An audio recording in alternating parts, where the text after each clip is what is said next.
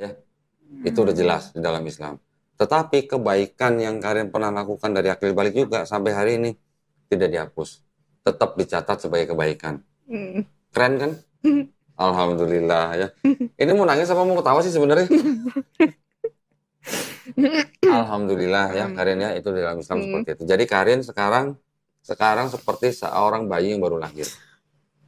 Ya. Seorang bayi yang baru.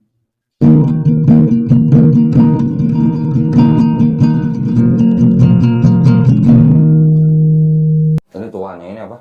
Tuan. Tuhan. Terus yang TB, Tuhan kan? Jadi Tuhan kan? TB nih. Jadi Tuhan. Jadi Tuhan. Direvisi. Yang baru lagi jadi Tuhan lagi. Memang gitu ya.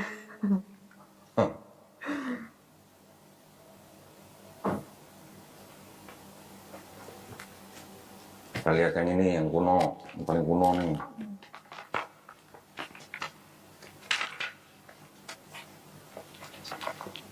Kincil.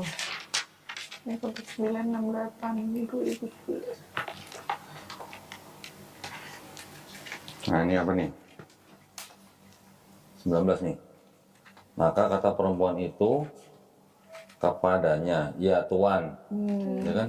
Masih aja nama nih pakai TOE, WAN, Tuan.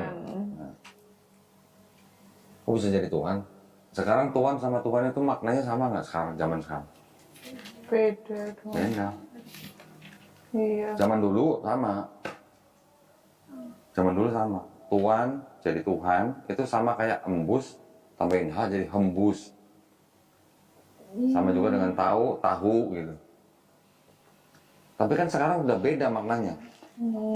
Tuhan dengan Tuhan tuh maknanya kan sekarang udah beda. Tuhan itu kan adalah sesembahan.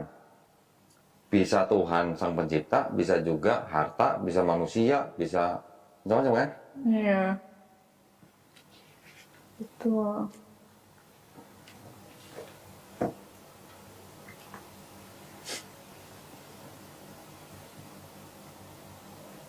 Yang TB2 udah mending, sudah ada perbaikan gitu.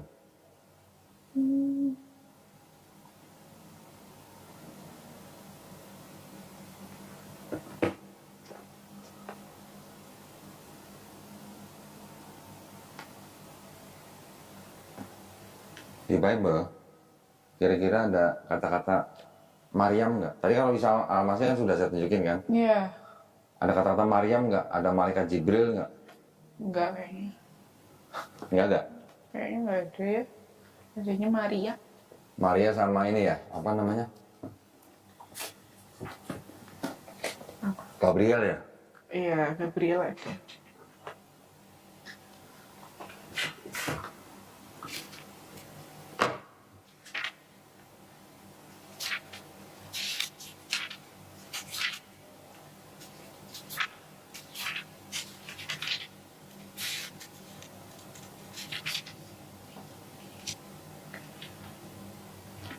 Ini Yusuf dan siapa nih? Yusuf dan Maryam. Kok bukan Maria? Itu tahun berapa ya? Ini tahun 1962. Oh. 62 masih pakai Maryam. 62 masih pakai Maryam. Bisa cari nih yang malaikat Jibril.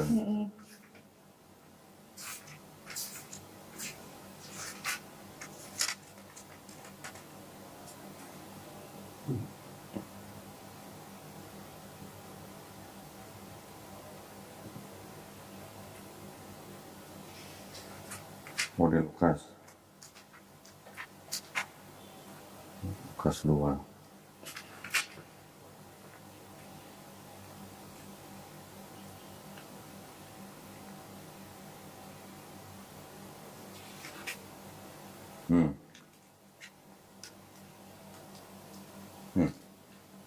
Malaikat siapa? Malaikat Jibril. Jibril Ya. tulisannya. Ya sebenarnya memang sama. Jibril, Jibrail, Gabriel, atau Gabriel itu sama.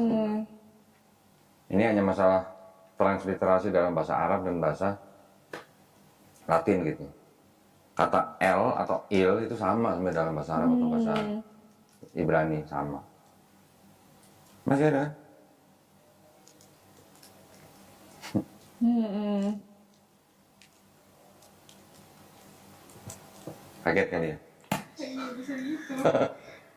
Itu Baru lihat ya? yang apa ya? Yang itu yang katanya ada ori teksnya Yunani yang harusnya Theos dirubah jadi Allah. Oh, Ada sama Ini, yang bahas Nabi Muhammad yang dihapus. ah Nabi Muhammad dihapus. Ya katanya pernah ada. Ada yang Muhammad di Kidung Agung atau apa? Oh, Kidung Agung. Bukan, gambar. Nanti. Kalau yang baca apa tadi? Teos. Iya, Theos jadi Allah. Tadi mana yang kecil? Yang merah nah ini. Oh Bawah. ini. Ini kan ada bahasa Yunani-nya nih, Hmm. ya kan? Jadi kita lihat di Yohanes. Yohanes 1:1. Ini kan? Kalam telah ada dari mulanya. Kalam itu bersama Allah, ya kan? Nah ini ada kata Theos nih. Oh. Ini Theos ya. Kalau yang firman itu ini logos. Oh iya ini. Oh ini ya, Theos. Theos atau Theon sama aja. Theos. Theos jadi kan Allah. Oh, ada.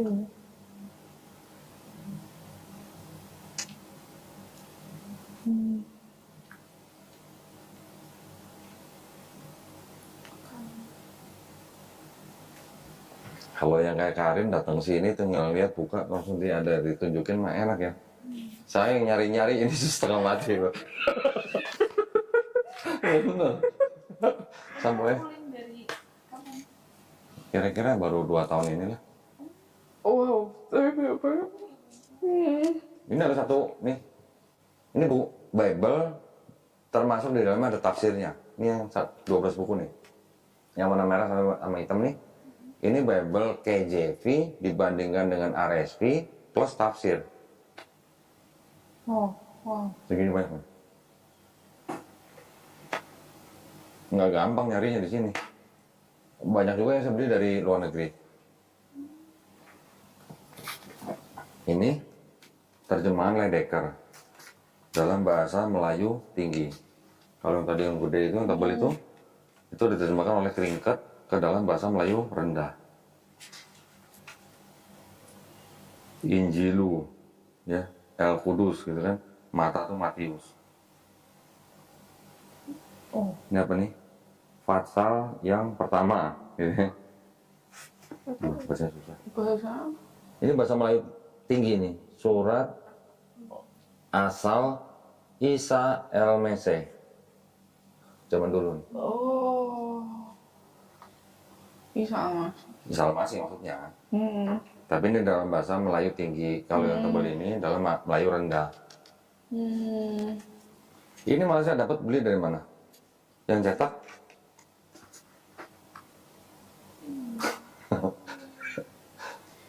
Indonesia nggak ada yang nyetak ini. Ini ya. Dokumennya ini dari Belanda, tapi dicetak ulang di India. Oh, Melayu tinggi. gitu ya.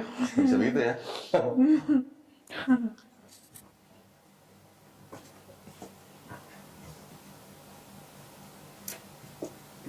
Ini ada, nah ini KJV juga nih.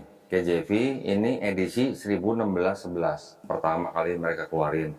Ini buku juga print ulang ya, karena ini kan edisi ya. Yang di sini tahun 1611 itu belum ada kata Jesus gitu, belum ada. Masih pakai Isus. Ya maksudnya sama, Oh orang yang sama. iya iya, yang Yesus pernah tahu.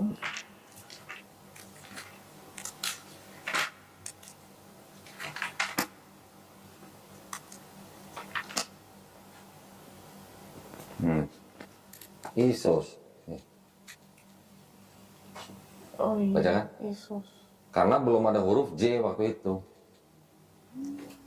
Udah, sorry. 1611 itu udah ada huruf J. Huruf J itu kira-kira di abad ke-16 tahun 1500-an. 1524 kalau nggak salah. Sudah ada kata J, sudah ada huruf J, tapi Bible yang 1611 belum menggunakan huruf J.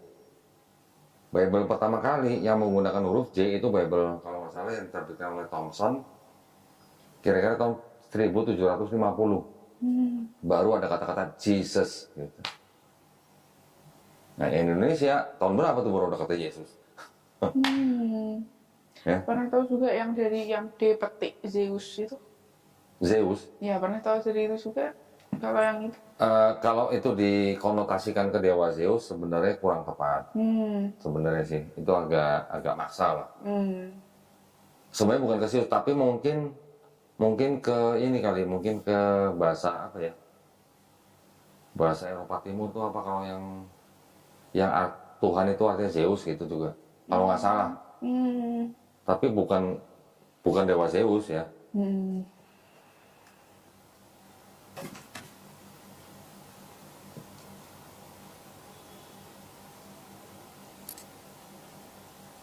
Ini ada juga yang seperti yang tebel itu, tapi ini dalam bahasa Inggrisnya nih. Jadi ada keterangan ayat ini tidak asli gitu nih ada di sini, tapi bahasa Inggris. Nah ini versi bahasa Indonesia.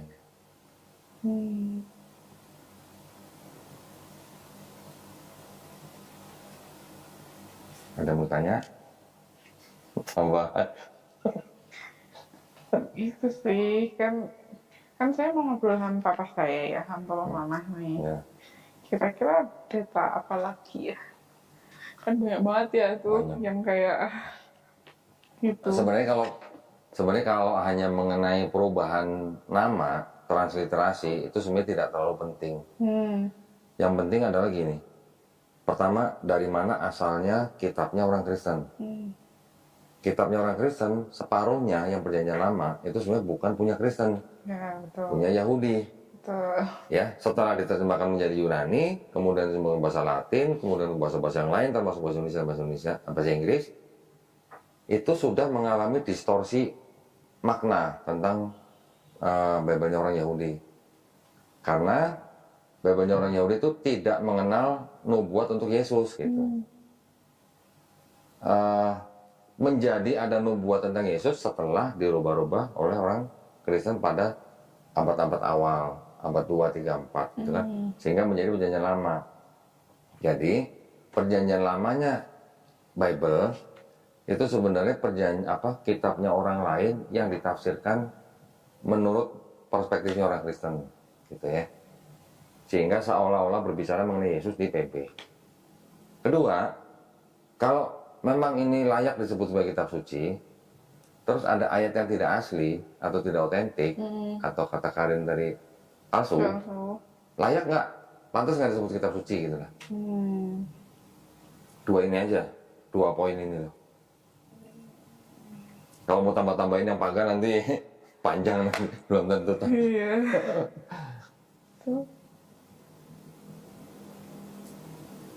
Saya banyak nih buku nih yang berdiri semua nih. Ini bukti-bukti bahwa Kristen itu sebenarnya adalah penerus agama pagan. Ya. Contoh misalnya yang di situ, yang di Bible, Yohanes 6 ayat 51 sampai 54. Waktu perjamuan kudus, Yesus bilang apa? Inilah tubuhku dan darahku, ya kan? Makan dan minumlah tubuh dan darahku, supaya engkau mengingat aku, gitu kan? Iya. Barang siapa makan tubuh dan minum darahku akan memperoleh hidup yang kekal. Itu sama dengan Dewa Osiris di Mesir. Dewa Osiris, tubuh dan darahnya juga dilambangkan dengan roti dan anggur. Barang siapa makan tubuh dan minum darah Osiris memperoleh hidup yang kekal. Baru tahu. Kira-kira kebetulan nggak pagan? Sama gitu ya soalnya. Mirip kan? Iya benar. Kemudian di Matius 27, 51, 52 kalau nggak salah. Ketika Yesus disalib, ya kan? Tabir bait suci terbelah 2. Iya. Ya kan? Dan terjadi apa? Gempa. Ya kan? Terus pada waktu Yesus dibangkitkan, mayat-mayat orang-orang kudus juga bangkit dari kubur, masuk ke dalam kota Yerusalem. Mayat bangkit dari kubur.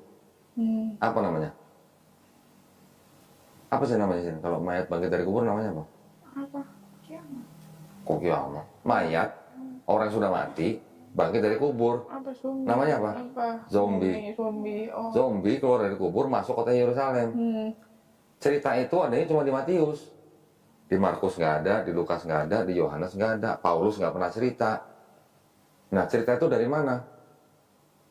Ternyata cerita itu adalah adopsi dari festival di Yunani yang namanya Festival Antesteria, yang memperingati orang mati bangkit kembali masuk kota. Yunani kan udah jelas pagan. Iya. Nah, kok mirip sama yang di Matius gitu? Apa kebetulan pagan?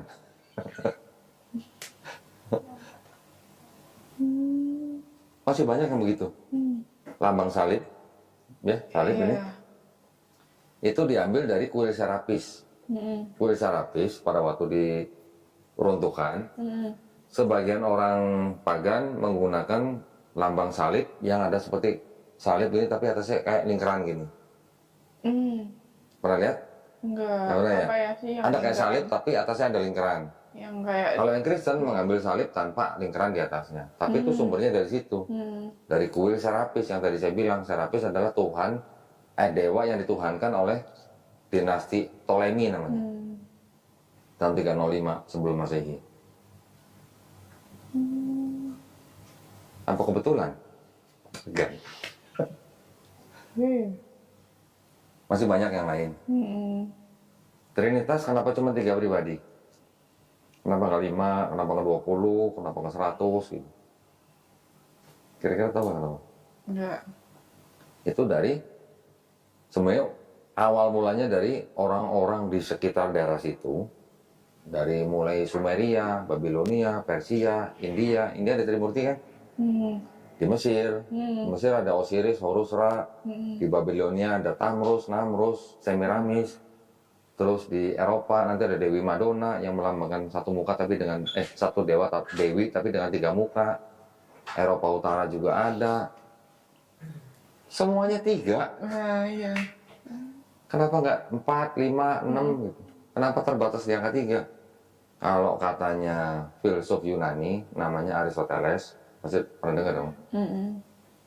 Berdasarkan perkataan orang-orang Pitagoras. Pitagoras tahu kan? Orang-orang Pitagoras bahwa alam semesta ini dibatasi dengan 3, awal, tengah, akhir. Menggunakan hukum itu kami gunakan untuk menyembah dewa-dewa kami, kata Aristoteles. Nah, itu semuanya, jadi mereka sudah terbiasa menyembah Tuhan yang triad gitu. Triad itu 3 tapi dianggap satu kesatuan, semuanya sama-sama Tuhan gitu. Di Trimurti atau di India kan ada Brahma, Wisnu, Shiva gitu kan. Memang detailnya jauh lebih bagus yang Kristen, detailnya gitu. Tapi konsepnya kan mirip. Yesus waktu lahir sebut apa? Kabar baik ya. Betul kan? Julius Caesar waktu lahir juga disebut kabar baik. Juru selamat umat manusia lagi. Kaisar Augustus juga disebut kelahirannya kabar baik juga. Jadi sudah ada polanya, orang yang penting yang kelahirannya itu disebut sebagai kabar baik. Yesus juga disebut kabar baik. Kan mirip.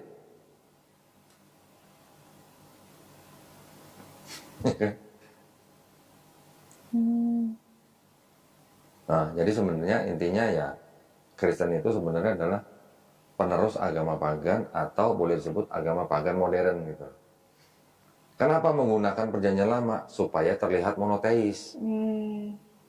Kalau perjanjian lama kan monoteis, punya Yahudi kan monoteis. Iya.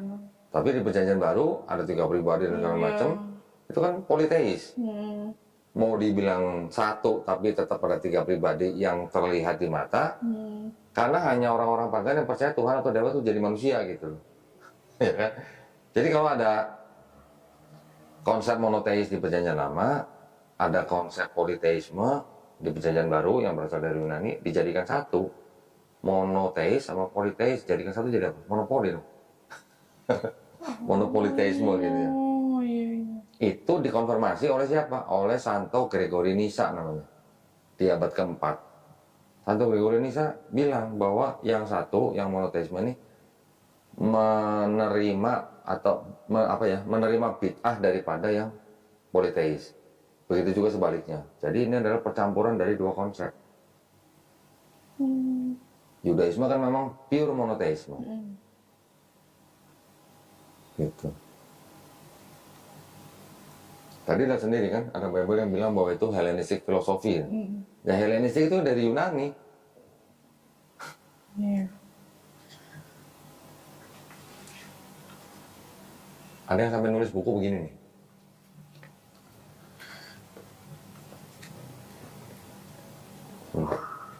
Apal semua ya itu kok. Ya, yang tiap kali ngomong jadi mana ya? Ada ini. Agustin sama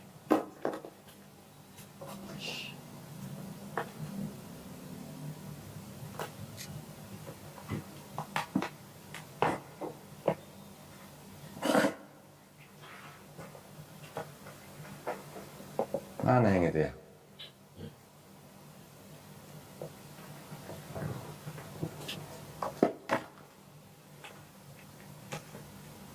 Nah, ini. Ada kan bapak gereja namanya Justin Martyr. Ya, Justin Martyr. Dia ini membuat surat kepada anaknya sendiri waktu jadi pejabat di Romawi, sama kepada kaisar. Ditujukan kepada Emperor Titus, Aelius, Adrianus, Antonius, Pius, Augustus, Caesar. Namanya panjang banget ya. Dan kepada putranya sendiri, putra Justin Martyr, Vericimus the Philosopher, dan kepada Lucius the Philosopher. Ada kalimat dia ngomongnya begini. Coba. Tahu nggak artinya?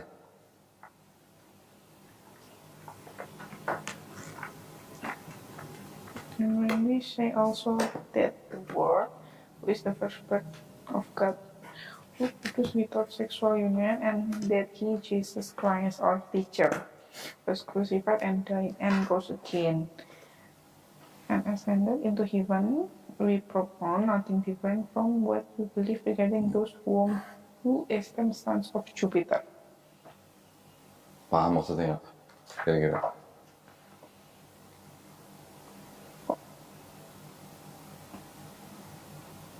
What the sons of Jupiter ya? Ya kan orang-orang Yunani kan memang mempercayai putra-putra Jupiter juga Tuhan atau dewa gitu loh. Jadi Justin Martyr bilang apa? We propound nothing new or different. Jadi kami menyatakan tidak ada yang baru dan berbeda dengan apa yang kalian hormati sebagai putra-putra Jupiter. Mengenai siapa? Mengenai Yesus. Gitu. Jadi ini cuma ada perubahan Tuhan atau perubahan dewa gitu aja. Romawi ratusan tahun menyembah siapa? Dewa Mitra. Dari mana Dewa Mitra? Mereka bawa dari Persia. Ratusan tahun tuh. Terus kemudian ketika Kristen baru berkembang, terus mungkin detailnya mungkin lebih bagus, mereka adopsi Kristen menjadi agama yang legal di Romawi, kira-kira di tahun 312 sampai 313, baru di 381 menjadi agama resmi Romawi. Kalau di Katolik, kalian pasti sering lihat gambar Yesus di belakangnya ada buletan. Lingkaran apa itu namanya? Nggak tahu. Apa ya? Tahu. Yesus kalau kebaktian kan hari Minggu. Bahasa Inggrisnya apa? Sunday kan. Sun itu apa? Matahari. Day hari kan, hari matahari. Jadi zaman dulu pada waktu Romawi masih mempercayai atau menyembah Dewa Mitra, Dewa Mitra itu dianggap sebagai Dewa Matahari. Jadi 25 Desember dianggap sebagai hari lahirnya Dewa Matahari. Nah, ketika diganti menjadi Yesus, makanya Yesus belakang ada lingkaran seperti ini. Itu lambang matahari gitu. Ada pergantian. Jadi pada waktu Kristen dikenalkan kepada orang-orang pagan Romawi, kan nggak langsung diterima. Mereka biasa kan berpesta pora kalau hari 25 Desember gitu. Karena Dewa Mitra juga lahirnya juga ada 25 Desember. Pada waktu diganti menjadi Yesus, mereka protes, nah, nanti gua nggak bisa makan-makan, nggak bisa minum-minum loh. Enggak, boleh tetap makan-makan boleh, minum-minum tetap boleh, pesta tetap boleh gitu. Tapi bukan mitra lagi nih, sekarang Yesus gitu. Ganti sesembahan gitu. Bunda Maria juga kan ada tandanya bulat kan di belakang kan. Iya, ada benar. Nah, siapa yang bikin Kristen menjadi agama resminya Romawi? Yang pertama kali pelopornya namanya Kaisar Konstantin. Kaisar Konstantin itu yang merubah, yaitu 25 Desember, hari Minggu, terus kemudian bapak-bapak gereja, pekerja, istilahnya pemimpin-pemimpin agamanya gitulah. Terus patung-patungnya yang di Romawi itu diganti-ganti. Yang tadi patung Dewi Kesuburan, nanti ada patung Dewa Perang dan segala macam. Diganti dengan patung-patung siapa? Bapak-bapak gereja atau santo, murid-murid, gitu. Rasul disebutnya. Itu yang berubah. Terus gerejanya juga dibikin, dikasih. Sebelumnya kan Kristen nggak punya gereja, mereka kan sporadis. Kebaktian di rumah siapa, kebaktian di rumah siapa gitu. Akhirnya dikasih gereja sama Kaisar Konstantin. Dari situ Kristen menjadi agama resmi Romawi.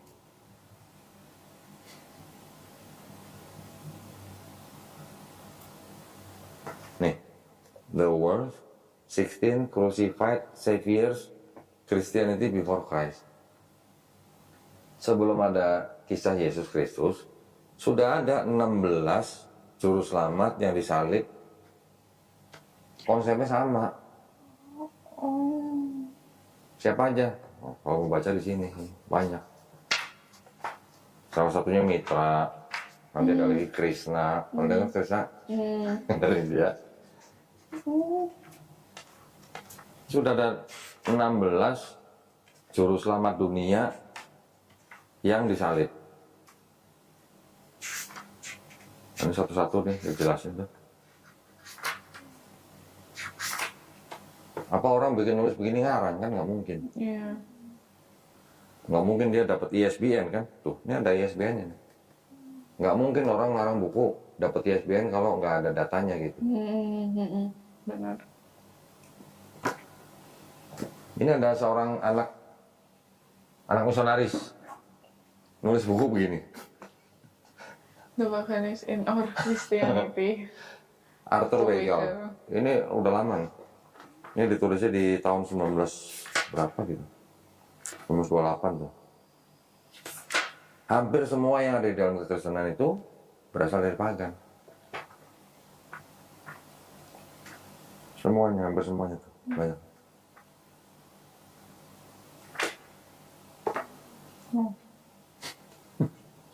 Saya cuma kadang nggak tegel aja kalau ngomong gitu.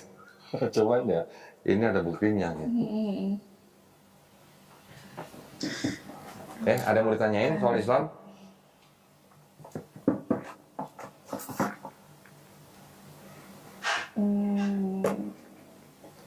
Mungkin Karin lagi belajar Islam atau gimana? Iya, masih nyari data-data. Mungkin ada yang nggak jelas mau ditanyain, boleh silakan.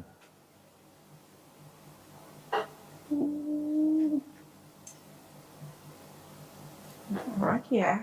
Hah? Kalau di Islam itu ya gini, kita kita mengimani. Kan Islam itu ada rukun Islam, ada rukun iman. Rukun Islam itu pertama bersyahadat, ya. Kemudian sholat, puasa, zakat dulu, puasa baru haji kalau mampu. Itu syariatnya, rukun Islamnya. Rukun imannya percaya tentu saja kepada Allah Subhanahu wa taala, percaya kepada malaikat-malaikatnya, percaya kepada nabi-nabinya, percaya kepada kitab-kitabnya. Kitab-kitabnya ini apa aja? Yaitu Taurat, Zabur, Injil, dan Quran. Tapi pertanyaannya adalah, apakah Taurat, Zabur, Injil yang disebut dalam Quran itu Bible-nya orang Kristen dan Bible-nya orang Yahudi? Bukan. Gitu. Taurat, Zabur, Injil itu adalah wahyu-wahyu yang diturunkan kepada nabi-nabi dan rasulnya untuk bangsa Israel pada zaman itu. Jadi kalau nabi dan rasulnya sudah nggak ada, kemana? Ya namanya wahyu ya. Wahyu itu kan masuk ke dalam kolbu. Ya kalau nabi-nabinya udah nggak ada, ya sudah ngikut dengan mereka gitu. Nah, tadi kan kita bilang Nabi Musa, Nabi Daud, Nabi Isa tidak menulis Taurat, Zabur, dan Injil. Nah, yang menulis siapa? Ya pengikut-pengikutnya manusia gitu, yang sudah mempunyai pemikiran-pemikiran yang terpengaruh oleh doktrinisasi luar seperti yang tadi pagan gitu, yang sudah masuk. Jadi tidak murni, tapi walaupun begitu masih ada sisa-sisa firman Tuhannya. Karena Nabi Musa kan di Bible mengatakan apa? Adonai Eloheinu, Adonai Ehad. Ya kan? Shema Israel kan itu kan? Itu kan kalau diterjemahkan dalam bahasa Arab, kurang lebihnya Qul huwallahu ahad. Kurang lebih sama gitu. Artinya apa? Allah itu Ahad atau Esa gitu.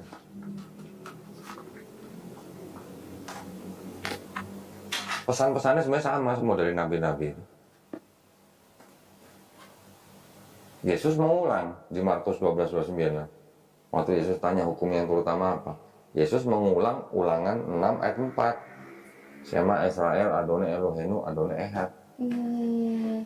Di Quran sama persis surat Al-Ikhlas, Qul huwallahu ahad gitu.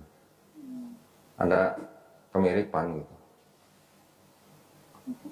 Jadi dari awal sebenarnya dari mulai Allah Subhanahu wa taala menurunkan kitab itu semua pesannya sama. Ya Allah cuma satu, nggak ada duanya gitu. Duanya aja nggak ada, apalagi tiganya gitu. Karena memang pemikiran orang-orang zaman dulu, sehingga pemikiran-pemikiran itu masuk ke dalam kitab-kitab seperti ini. Gitu. Kalau kita lihat kemiripan ini dengan antara bangsa Israel dengan Islam, di bangsa Israel itu juga ada yang namanya wudhu. Oh ya. Betul? Waktu mau masuk kemah perjanjian kan harus basuh kaki dan tangan kan, melepas kasut gitu kan. Yang perempuan juga pakai kerudung kan. Pernah nggak ngeliat foto Maria atau Maria Magdalena nggak pakai kerudung? Nggak ada. Pasti semuanya pakai kerudung. Kenapa? Karena itu aurat buat mereka. Terus di bangsa Yahudi juga mereka kok ada sholatnya. Cuman memang gerakannya tidak begitu sama dengan yang di sholat dalam Islam. Mereka ada sholatnya, tefilah ada. Ada mandi besarnya nggak? Ada. Itulah pembaptisan sebenarnya. Jadi baptisan dalam Yahudi itu sebenarnya seperti mandi besar dalam Islam. Cuman sama Kristen berubah menjadi apa? Menjadi kayak semacam prosesi pernyataan iman gitu loh. Ya kan? Nanti ada lagi di Yahudi ada sunat, Islam ada sunat. Kristen nggak perlu sunat kan? Iya benar. Ya kan? Kristen ajaran Paulus bilang apa? Cukup sunat rohani kan? Iya benar. Kalau ada sunat rohani, kenapa nggak ada perpuluhan rohani aja gitu? Paham maksud saya kan? Iya. Di tradisi Yahudi kan ada perpuluhan atau di dalam Islam ada zakat. Iya. Konsepnya mirip gitu. Nah, cuman di Kristen sunatnya cukup sunat rohani atau sunat hati, tapi perpuluhannya jalan terus yang asli gitu, bukan perpuluhan rohani nggak ada gitu. Kira-kira gitu. Dan kalau kita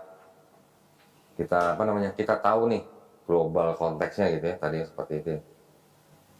Kalau Karin sekarang mengaku Kristen, Karin sebenarnya ini pengikut Yesus atau pengikut Paulus? Kalau setelah tahu Paulus. Karena apa? Yesus doanya sujud. Iya betul. Nggak makan. Umat beragama apa yang sekarang doanya sujud? Muslim. Islam. Yesus nggak makan babi. Iya. Umat Islam nggak makan babi. Iya. Yesus sunat. Laki-laki Muslim sunat. Iya. Yesus mati dikafanin. Iya. Islam dikafanin. Mereka masuk peti. Iya benar. Masuk. Iya kan? Jadi sebenarnya yang bisa dikatakan yang mengikuti sunnahnya Yesus ya Muslim malah benar. Tapi kalau Kristen mengakui bahwa mereka dosanya sudah tebus karena Yesus sudah mati di atas kayu salib. Itu ajaran siapa? Ajaran Paulus. Gitu.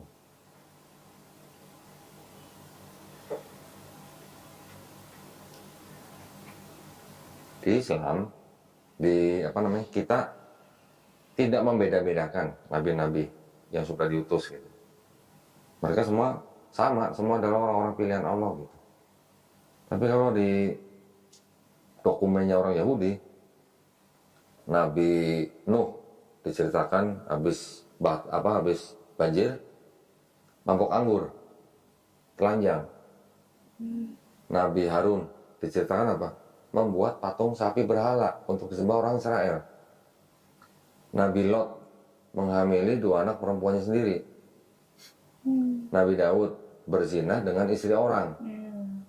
Nabi Salomo sempat musyrik menyembah Tuhan yang lain. Nabi Ayub diceritakan pernah menghujat Allah karena dikasih ujian. Kira-kira apa Tuhan salah pilih Nabi kalau kelakuannya begini? Kira-kira aja gitu. Apa Tuhan salah pilih Nabi atau gimana? Di dalam Islam nggak ada cerita yang begini nih. Karena di Quran itu di Quran itu justru mengoreksi dan menjelaskan apa yang sudah beredar di bangsa Israel itu. Gitu. Nggak ada cerita Nabi Daud berzina sama istri orang. Nauzubillah min dzalik ya. Masa Nabi begitu? Nabi adalah orang-orang pilihan Allah yang terbebas dari dosa ya. Bukan terbebas dari kesalahan. Kalau manusia tempatnya salah. Nabi Daud juga pernah salah dalam membuat keputusan untuk umatnya. Tapi segera bertobat dan diampuni gitu. Nabi Adam juga begitu. Tetapi kan nggak mungkin menghamili anak perempuan sendiri gitu. Mungkin nggak Tuhan pilih orang yang begitu gitu. Kira-kira. Nah, dan di Islam jelas. Ini contoh nih ya. Misalnya nih, Karin mau naik pesawat nih, mau ke Semarang nih dari sini. Kalau ditanya nih sama Sinta nih, sebelum naik pesawat, sebagai orang Kristen, Karin pasti nggak nyampe Semarang. Berani jamin nggak? Pasti nyampe Semarang. Kalau orang Kristen akan bilang pasti nyampe. Karena apa? Mereka sudah percaya dosanya udah ditebus. Pasti masuk surga gitu. Kalau orang Kristen kan begitu ngomongnya. Tapi kalau orang Islam ditanya sebelum naik pesawat, ya sebelum naik pesawat Cinta nih, pasti nggak nyampe Semarang. Bisa apa? Bisa jadi nggak. Berarti kita harusnya ngomong apa? Insya Allah. Jika Tuhan menghendaki. Di Bible ada nggak insya Allah? Katanya pernah ada ya. Ada. Iya. Tadi kenapa nggak nanya? Iya lupa, baru ingat. Lupa.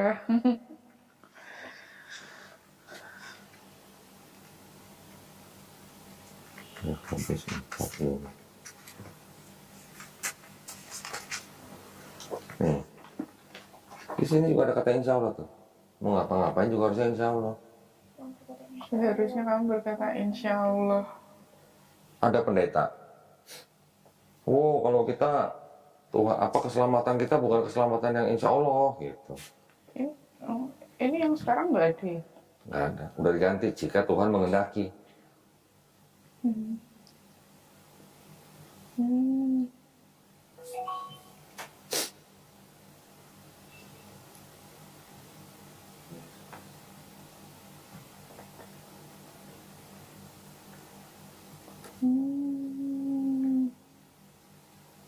Paham kan? Kalau perkataan saya pasti masuk surga, kira-kira menurut Cinta itu perkataan orang sombong nggak? Iya. Mendahului kehendak Allah kan? Iya,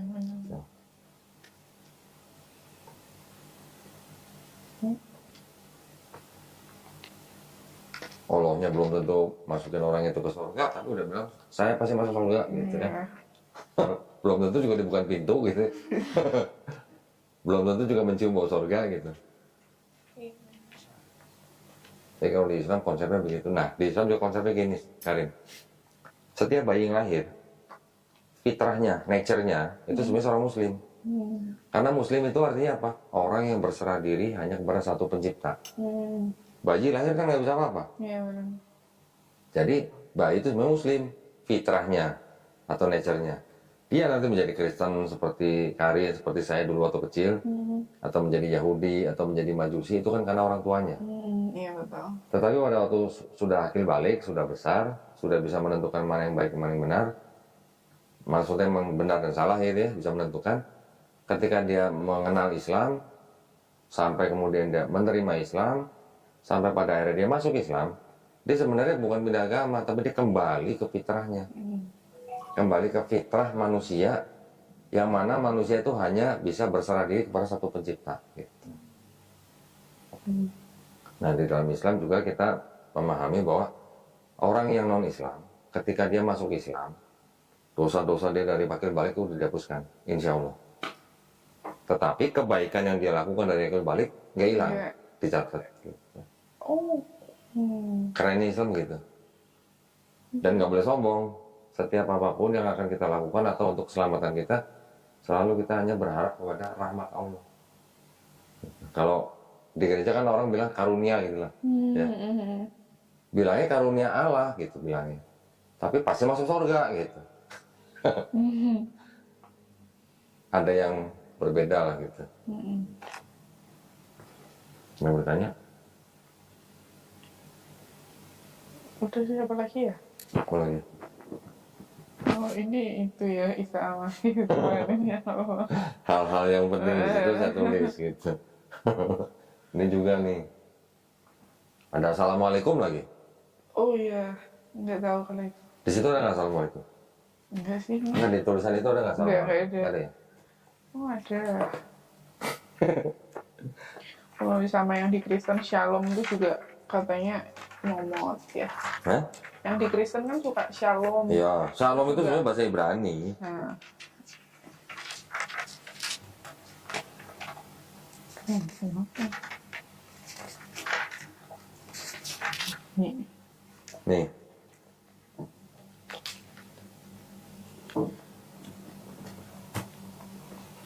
Malaikat itu pun hah? maka malaikat itu pun datanglah kepadanya seraya katanya assalamualaikum, hai engkau. Ada assalamualaikumnya. Padahal yang kalau di Alkitab yang sekarang kan nggak gitu ya. Langsung kayak hai Nih, saya engkau tunjukin ya. lagi. Boleh saya tunjukin lagi. Iya. Lukas. Tadi assalamualaikum ya. Udah di foto? Belum. Foto Ini dulu. mah foto. Nanti.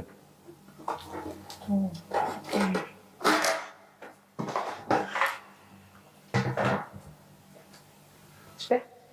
Udah lagi nih.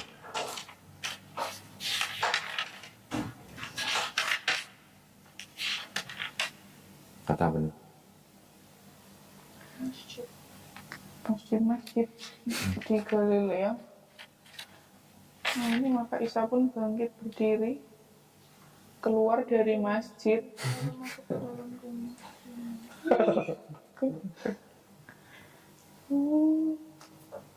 Kenapa diterjemahkan seperti itu? Ada Isa Al-Masih, ada Assalamualaikum, ada Maryam, ada Jibril, ada Insya Allah, ada masjid, bahkan ada Ka'bah. Oh, ada juga. Ada Ka'bahnya nih. Bentar. Ya. Lukas berapa ya?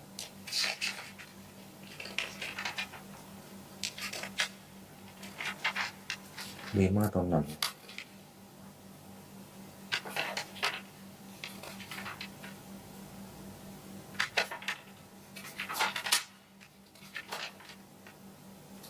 Yang ini mungkin.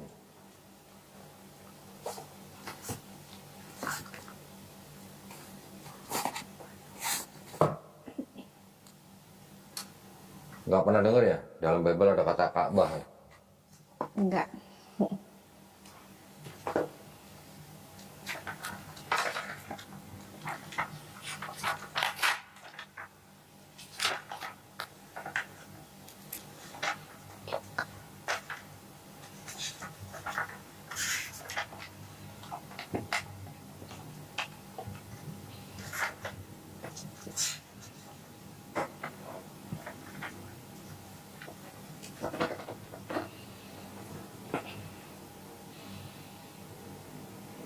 Nih.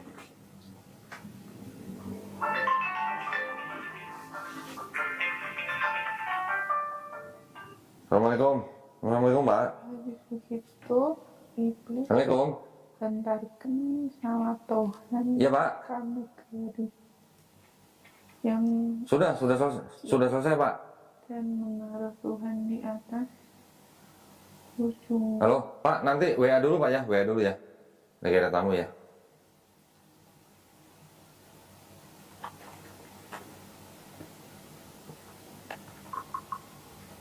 Sutuh Ka'bah itu maksudnya apa coba? Ujung bait suci gitu. Oh, Tapi kenapa dia pakai kata Ka'bah gitu? iya. Ini di Matius.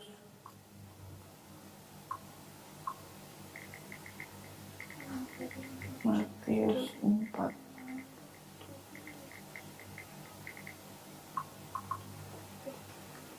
Hmm.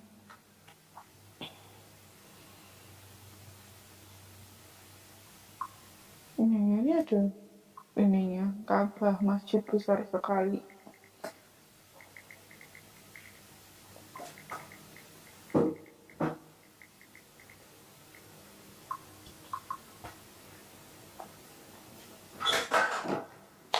Tujuannya apa? Menulis dengan istilah-istilah Islam gitu. Untuk mengkristenkan orang Muslim. Tujuannya. Oh, tapi malah yang sekarang nggak ada. Iya, ya sekarang udah sih. Yang dulu-dulu ditulis itu untuk mengkristenkan orang yang Islam. dulu ya. Jadi kalau untuk orang-orang Belanda atau orang-orang Indonesia yang pakai bahasa Latin, mereka menulisnya dengan nama Yesus Kristus. Tapi kalau Bible untuk orang-orang yang ditujukan untuk orang-orang Muslim, mereka menggunakan Isa Al-Masih. Itu ada masjid, ada Ka'bah, ada Maryam, ada Jibril.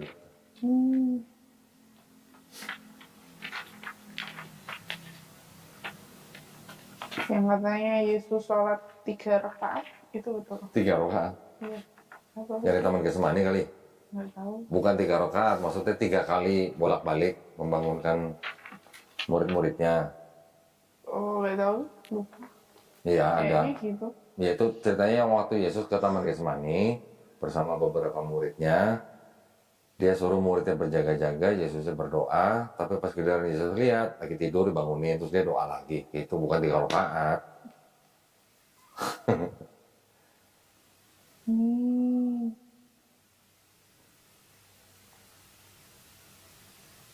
Pacarnya di mana? Palembang. Oh, wong kita galau tuh. Saya dulu sering ke Palembang. Proyeknya di sana. Kontraktor ya. Kontraktor. Di apa namanya daerahnya? Oki. Sama di Lubuk Linggau. Kita juga dari sipil. Oh ya? Oh, undipnya ini sipil. Oh, alah. Saya bukan dari sipil. Dari accounting. Dari accounting jadi kontraktor. Nyasar gitu. Wow. Alhamdulillah masih jalan dari 2012. Jadi accounting, bikin gambar sendiri, bikin RAB sendiri. Lah kok dari sipil kok bisa diasuransi? Nyasar juga berarti ya. Gitu ya, Beli. Iya ya.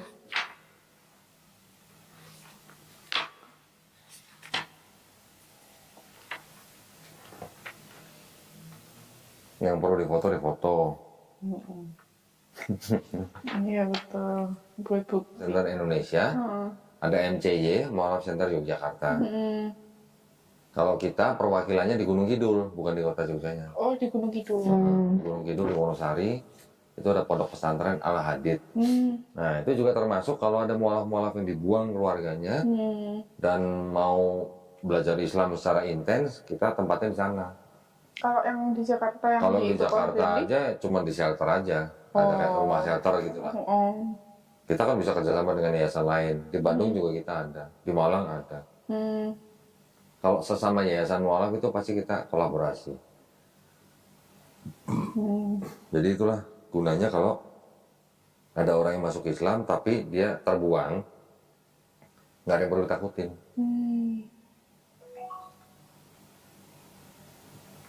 Makan tidur nggak usah mikir gitu. Apalagi lulusan undip ya sini.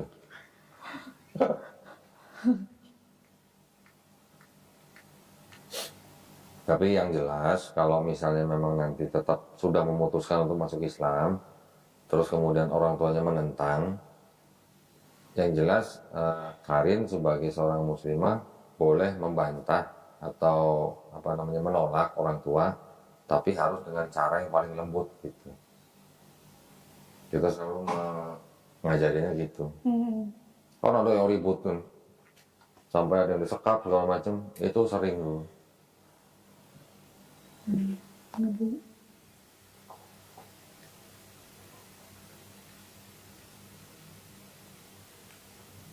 Nunggu apa ya sebenarnya kalau menurut saya? Sini. Ya itu. Hah? Kan mau ke sini dulu, emang rencananya gitu, mau ke sini, Iya. mau lihat data-data, Ya kan terus sudah. ngobrol sama mama papa. Hmm. Mama papa kan di Semarang soalnya, nah. Oh jadi mau pulang ke Semarang? Ya pasti. Oh. Bukannya sudah bisa nebak? Papa mamanya bakal bilang apa? Tapi saya kan ya setidaknya saya ngobrol dulu gitu, kayak Kasih nggak yang data. langsung main pindah tanpa itu ya, saya ngobrol dulu. Oh maksudnya sahadatnya mau didampingin orang tua gitu? Enggak, enggak, cuman mau ngobrol aja. Iya, iya, iya. Enggak, cuman mau ngobrol Ya, kalau saya ya paling ngobrol. tidak memberitahu lah ya. Iya betul. Iyalah, mudah-mudahan dimudahin. Amin. Ya. Mudah-mudahan papanya mamanya juga ikut gitu ya. Amin. Karena bukan cuma pekerja gereja, bahkan mantan pendeta pun bisa. Iya. Nggak harus. Yang memberatkan seseorang untuk masuk Islam itu biasanya cuma sosial ekonomi aja. Iya, benar. Jabatan.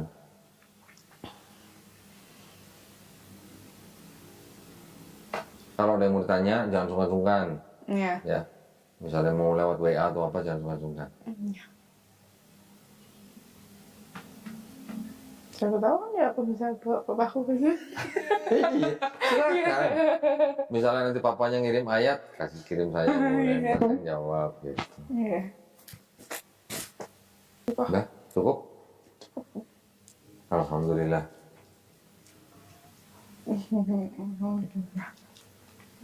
Yuk saya antar ke bawah kalau gitu. Oke. Ditunggu kabarnya, ditunggu kabar baiknya. Kan 19 November Karin sudah datang ke studio sini kan. Waktu itu Karin kan ngecek ya beberapa Bible kan ya. Iya. Ada Bible yang cukup tua, waktu itu kan di foto kan. Iya. Terus ceritanya waktu itu Karin foto itu untuk nunjukin ke orang tua gitu ya. Iya. Dari 19 November terus akhirnya Karin pulang ke Semarang nunjukin ke orang tua jadi. Iya, nggak mau ditunjukin. Oh nggak mau lihat. Nggak. Oh. Tapi itu saya ada diskusi sama orang tua, Diskusi sama orang tua. sama papa. Iya, sama papa. Mama nggak mau dengar. Mama nggak mau dengar. Mama nggak pernah nanyain, nggak pernah ngobrolin juga sama sekali. Oke. Papanya tadi apa? Ketua apa tadi? Ketua lingkungan. Ketua lingkungan di satu paroki gitu ya? Di lingkungan sih. Kalau paroki lebih besar lagi kok. Iya. Ya, Oh. dia di bawahnya paroki. Ya, di bawahnya paroki lah. Itu membawa berapa keluarga nggak tahu ya? Nggak Pokoknya tahu banyak berapa lah ya. banyak. Oke. Terus jadi akhirnya diskusi sama papanya. Apa? Papa gimana responnya? Langsung kasih ayat gitu? Iya, ada waktu itu. Dikasih ayat balasan Oh, juga. iya, iya. Jadi perang ayat dong berarti. Enggak. Tapi papanya udah kasih lihat foto-foto yang Bible yang udah difoto itu? Udah dikirim lewat WhatsApp. Oh, lewat WhatsApp. Udah dikirim lewat WhatsApp. Terus responnya gimana?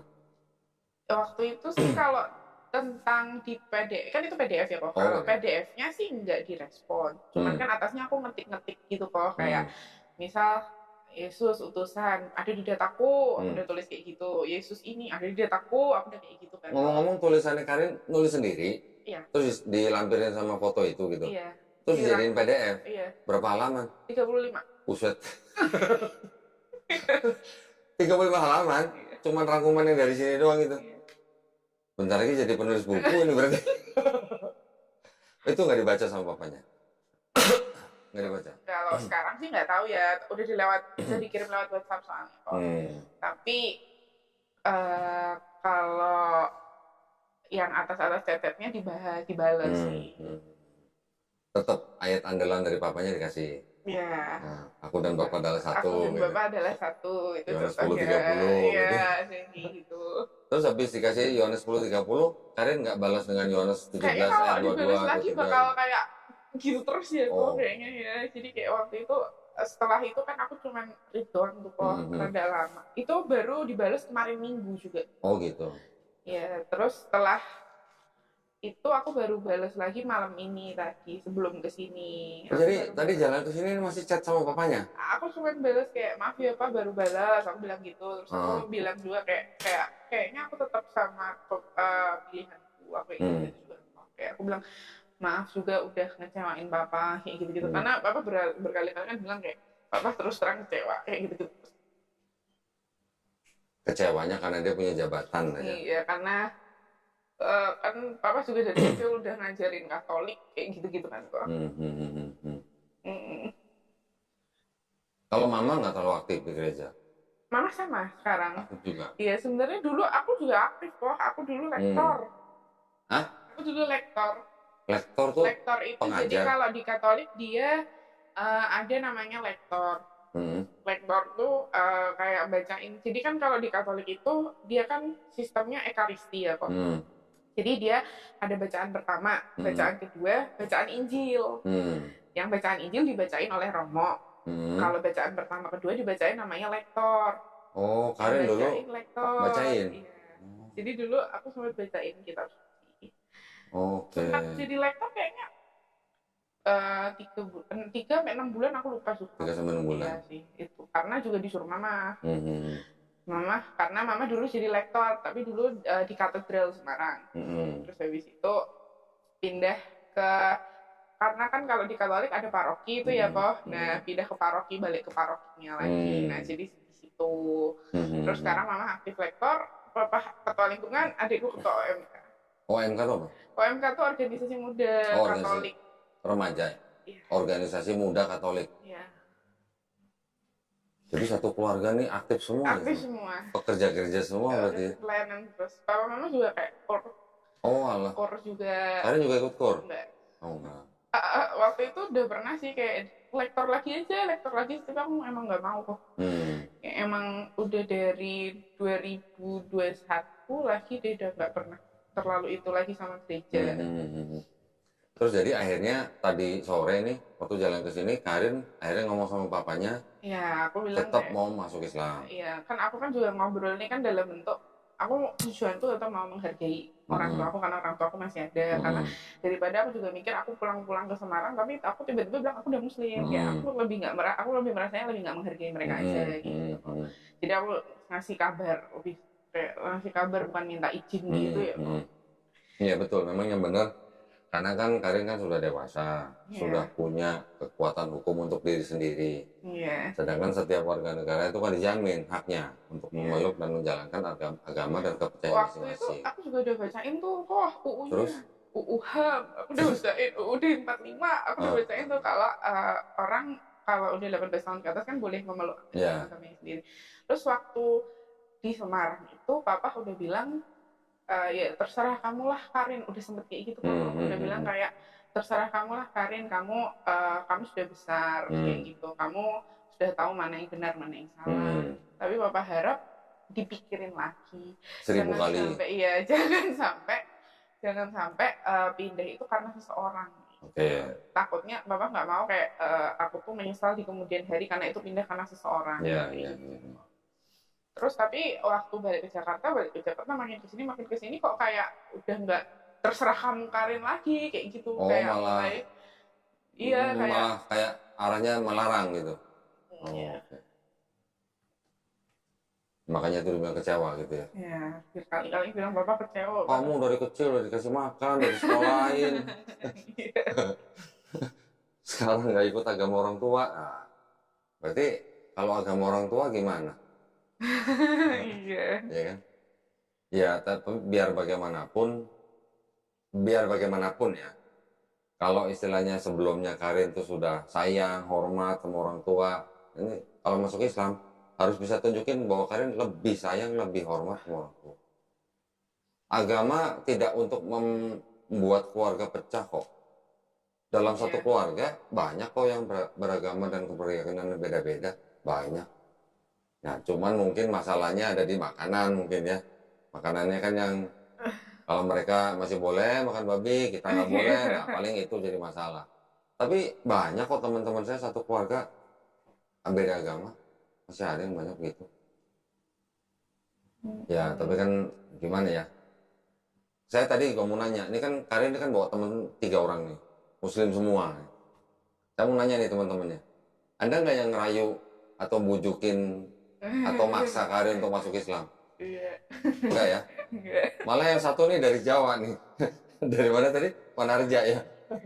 Dari Wanarja sengaja datang ke Jakarta hanya untuk melihat Karin mau masuk Islam, Masya Allah. Ini semua teman-teman kuliah Karin berarti ya. Jadi Karin waktu itu pernah datang ke sini tanggal 19 November 2023, konsultasi, kemudian juga sudah melihat bukti-bukti yang ada di sini juga, sudah difoto, sudah dibuatin karya tulis, cuman nggak dibaca karya tulisnya ya. Kasihan dong, berarti nggak dapat nilai dong. Ya kan tujuan bawa itu juga, soalnya itu sih, kok aku juga berkali-kali nekanin kayak aku tujuan ke Semarang itu mau kasih tunjuk data. Aku jauh-jauh ke Semarang itu mau kasih tunjuk data karena aku nggak mau dibilang pindah karena orang. Berkali-kali aku bilang kayak gitu, tapi bapak tetap kayak yang pasti karena laki-laki, pasti karena laki-laki kayak gitu terus. Pasti karena orang, pasti karena orang. Terus Kalian nggak bilang bilang? kayak ini brainwash kayak gitu. Kalian nggak bilang, kalian tuh mau masuk Islam karena seseorang? Enggak lah. Karena Yesus gitu. Malah bukan cuma satu orang, semua nabi-nabi gitu ngajarin Islam gitu. Terus, tapi kan kalau dalam konteks dari Nasrani ke Islam, tokoh sentralnya kan memang Yesus. Iya. Jadi orang Islam juga sebenarnya nggak tabu ngomongin Yesus tuh nggak tabu. Karena Yesus itu adalah nabi utusan Allah yang sama orang Islam malah dimuliakan. Iya benar. Dimuliakan tapi tidak ditinggikan menjadi Tuhan. Bedanya di situ loh. Berarti kalian sudah berani ngambil resiko. Berani. Berani ya. Alhamdulillah. Ada yang mau ditanyain soal Islam? Mungkin ada yang belum jelas atau gimana gitu? Enggak sih. Apa Kalau saja? saat Apa saja? ini, enggak sih. Saat ini lebih mikir kayak nanti mau belajarnya lagi. Oke. Gimana? Oke. Nah, kalian jangan khawatir. Nanti kan insya Allah dapat apa namanya buku petunjuk sholat. Kita juga bisa ngirim guru privat ke rumahnya Karin. Oh bisa. Bisa, ngajarin sholat, ngajarin ikro, tenang aja. Nanti tinggal dicatat daftar hari apa, jam berapa, guru datang. Gratis. Ya. Oke, sekarang biar kita nggak memperlama waktu, kita langsung prosesi syahadat aja dulu ya. Nanti ngobrol-ngobrol disambung lagi setelah syahadat ya. Oke, apa? Cinta bisa bantuin pakai kerudung nggak? Baik. Bismillahirrahmanirrahim. Assalamualaikum warahmatullahi wabarakatuh. Alhamdulillahirrabbilalamin. Wassalatu wassalamu ala rasulillah. Di depan saya sekarang ada saudari Karin. Karin dari Semarang, tapi sekarang tinggal di Jakarta ya. Kerja di Jakarta ya. Nah, alhamdulillah saudari Karin ini waktu itu pernah ke studio tanggal 19 November. Berarti udah sebulan lebih ya, berarti ya. Hampir 2 bulan berarti ya. Iya, hampir 2 bulan. Ya, waktu itu saudari Karin memang konsultasi lah ceritanya, ngobrol terus lihat-lihat Bible di sini. Alhamdulillah dengan dalam waktu 2 bulan akhirnya Karin menjemput hidayah. Alhamdulillah ya. Nah, di sini juga ada teman-teman Karin, akhwat-akhwat semua nih, mengantarkan Karin untuk melakukan prosesi syahadat. Jadi sebelum kita melakukan prosesi syahadat, saya ada 3 pertanyaan. Pertama, apakah Karin mau masuk Islam itu atau mau memeluk Islam itu karena ada paksaan atau karena kemauan sendiri? Karena kemauan sendiri. Alhamdulillah. Teman-teman, Karin ada yang maksa Karin untuk masuk Islam? Enggak ya? Coba kencangkan dikit suaranya, nggak dengar? Enggak ya? Alhamdulillah. Yang kedua, Karin kan masih punya orang tua nih. Masih ada papa, masih ada mama. Karin tadi juga sempat cerita kan bahwa Karin sampai sore tadi pun masih berdialog dengan papanya ya. Tetapi gini, Karin kan juga sudah dewasa. Hak warga negara untuk memeluk dan menjalankan agama dan kepercayaan masing-masing itu kan dilindungi oleh negara. Jadi nanti Karin boleh membantah kepada orang tuanya Karin, tetapi harus dengan cara yang paling lembut. Ya, pesan saya itu. Oke. Yang ketiga, di dalam Islam kan ada syariat. Nanti setelah bersyahadat ini, Karin nanti harus melakukan syariat Islam yang lain, yaitu sholat, zakat, puasa, haji jika mampu. Ya, berarti nanti setelah syahadat ada sholat, zakat, puasa, haji jika mampu. Apakah Karin di depan saya dan di hadapan Allah Subhanahu Wa Taala berjanji untuk melakukan syariat-syariat tersebut? Ya, saya berjanji. Alhamdulillah ya, insya Allah ya. Insya Allah. Baik, Karin sudah pernah mendengar 2 kalimat syahadat? Pernah. Pernah. Sudah tahu artinya? Pernah. Sudah tahu artinya. Tahu. Baik, kalau gitu saya nggak usah jelasin ya. Baik, tetapi yang jelas di saat sekarang Karin mau mengucapkan 2 kalimat syahadat, Karin sudah tahu ya makna di dalam kalimat itu, dan Karin sudah menerima dengan tulus ya apa makna daripada dua kalimat syahadat tersebut ya. Yeah. Baik, alhamdulillah. Supaya tidak memperpanjang waktu, kita langsung mulai saja. Karin nanti ikuti kalimat dua kalimat syahadat itu dari saya. Setelah itu baru kita bacakan terjemahannya ya.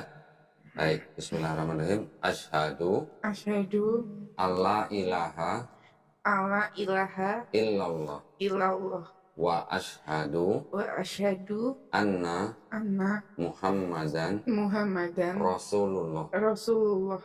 Aku bersaksi Aku bersaksi tiada Tuhan tiada Tuhan selain Allah, selain Allah, dan aku bersaksi dan aku bersaksi Nabi Muhammad Nabi Muhammad adalah adalah utusan Allah. utusan Allah. Alhamdulillahirabbil alamin. Alhamdulillah. Sah ya, saksi semua sah ya. Alhamdulillah, Karin sekarang sudah menjadi seorang muslim. Di dalam Islam kita memahami seseorang di luar Islam yang masuk Islam, insya Allah dosa-dosa Karin dari mulai akil balik sampai hari ini dihapuskan. Ya, itu udah jelas di dalam Islam. Tetapi kebaikan yang Karin pernah lakukan dari akil balik juga sampai hari ini tidak dihapus. Tetap dicatat sebagai kebaikan. Keren kan? Alhamdulillah ya. Ini mau nangis apa mau ketawa sih sebenarnya? Alhamdulillah ya Karin ya, itu di dalam Islam seperti itu. Jadi Karin sekarang seperti seorang bayi yang baru lahir. Ya. Seorang bayi yang baru lahir kan istilahnya masih bersih dari dosa gitu ya. Nah, di Islam kita juga memahami bahwa setiap bayi yang lahir itu sebenarnya fitrahnya adalah seorang muslim. Karena muslim itu artinya adalah orang yang berserah diri hanya kepada satu pencipta. Yeah. Ya, dia menjadi Kristen, dia menjadi Yahudi, dia menjadi Majusi karena orang tuanya. Pada saat orang itu nanti dewasa, mengenal Islam, sampai akhirnya dia menerima Islam, bahkan dia sampai masuk Islam, artinya orang itu sebenarnya tidak pindah agama. Tapi sebenarnya dia kembali ke fitrahnya. Ke fitrah sebagai seorang manusia yang hanya berserah diri kepada penciptanya, yaitu Allah Subhanahu wa Ta'ala. Ya, alhamdulillah. Sebenarnya ruh kita sebelum dimasukkan ke dalam tubuh kita, sebenarnya ruh kita itu dulu sudah bersaksi bahwa Allah Subhanahu wa Ta'ala itu adalah Rabb kita. Cuman pada waktu ruh itu masuk ke dalam tubuh manusia, kita sudah lupa semua. Nah, jika hari ini Karin sudah mengenal dan juga sudah bersaksi kembali bahwa la ilaha illallah, maka artinya itu adalah kita sebenarnya apa? Sudah mengulang ikrar kita sebelum kita jadi manusia. Insya Allah kita tahu kita berasal dari mana, sekarang kita hidup untuk apa, nanti kita mati ke mana. Ya, insya Allah ya. Alhamdulillah, saya senang sekali. Ini ada buku tuntunan sholat, ya. Mohon dibaca, diterima dengan baik. Di dalamnya juga ada sedikit uang. Ini uang zakat. Jangan dilihat jumlahnya, terima aja. Ya, mohon diterima dengan baik. Ini buku tuntunan sholat, tolong dibaca, dipahami, dan dipraktekkan. Kalau mulai nanti malam atau besok mau sholat, belum bisa, belum tahu gerakannya, belum sempat baca buku, ikutin teman-temannya.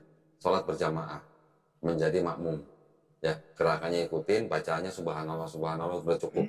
Tapi ini kalau dibaca semuanya, insya Allah nanti dalam waktu dekat bisa lah. Kalau perlu, sholat sambil baca ini pun boleh. Kalau sholat sendiri ya, sholat sendiri sambil baca ini boleh. Atau mau di print, taruh di depan sajadah juga boleh. Atau di dinding juga boleh. Saya juga dulu begitu. Sholat ngadep dinding, di dinding tulisan bacaan sholat semua. Banyak berlembar-lembar. Dalam waktu seminggu hafal, bisa sholat sendiri. Ya. Tapi yang paling baik, sholat berjamaah. Perempuan tidak wajib ke masjid, tapi juga tidak dilarang ke masjid. Ya. Mudah-mudahan ini bermanfaat dan hari ini menjadi hari yang bersejarah buat Karin. Semoga Karin istiqomah dan kita semua husnul khotimah. Ya. Husnul khotimah artinya kita mati dalam keadaan Islam. Saya ingin ngajak Karin untuk berdoa bersama-sama dengan saya. Doa ini adalah doa yang sangat bagus setelah seseorang masuk Islam. Ya. Ikutin kata-kata saya, nanti sambil kita bacakan terjemahannya ya. Robbana amana bima angsalta wa ta'ba'nar rasula Rasulullah faktubna fatukna ma'asyahidin. ma'asyahidin. Ya Tuhanku, Ya Tuhanku, kami bersaksi kami bersaksi bahwa kami telah beriman bahwa kami telah beriman dengan apa yang kau turunkan dengan apa yang kau dan turunkan dan kami mengikuti Rasulmu. mengikuti Rasulmu. Dan untuk itu masukkanlah Dan untuk itu masukkanlah kami kami ke dalam golongan ke dalam golongan orang-orang yang menyaksikan keesaan Allah. keesaan Allah. Robbana Robbana atina atina fid dunya fitunya hasanah hasana wa fil akhirati wafil akhirati hasanah hasana wa qina wakina azabannar. azabana. Ya Tuhanku, Ya Tuhanku, berilah kami kebaikan berilah kami di kebaikan dunia dan akhirat, di dunia dan akhirat, dan hindarilah kami dan hindarilah kami dari api neraka. dari api neraka. Amin ya rabbal alamin. Alhamdulillahirabbil alamin. Senang sekali saudari Karin sudah menjadi seorang muslim. Nanti selain baca buku bisa belajar sama teman-temannya. Ya, teman-temannya bantu ya. Nanti Karin ya dibimbing ya, step by step Karin ya. Nggak perlu buru-buru. Yang penting Karin secara bertahap mengetahui Islam dengan lebih baik. Nanti tinggal tentukan mau hari apa belajar Islam, dalam seminggu mau 2 kali, silakan. Nanti didaftarkan di administrasi kami, kita kirim guru. Ya, Ya. bisa untuk ngajarin fikih, akidah, dan lain sebagainya. Juga yang penting belajar Iqra. Ya, tinggal cari waktu aja yang paling baik. Baik, kalau gitu terima kasih banyak atas perhatiannya ya. Kita sama-sama berdoa semoga saudari Karin istiqomah. Mudah-mudahan tayangan ini bermanfaat buat para pemirsa, bisa mempertebal iman kita, membentengi akidah kita. Jika para pemirsa ingin membantu perjuangan dakwah kami, silakan bisa dikirimkan ke BSI nomor 111889988 atas nama YPM Atawi Jakarta. Barakallahu fikum, semoga partisipasi para pemirsa diterima di sisi Allah Subhanahu wa taala sebagai amal jariah. Ya, akhir kata wabillahi taufiq wal hidayah. Wassalamualaikum warahmatullahi wabarakatuh. Selamat ya.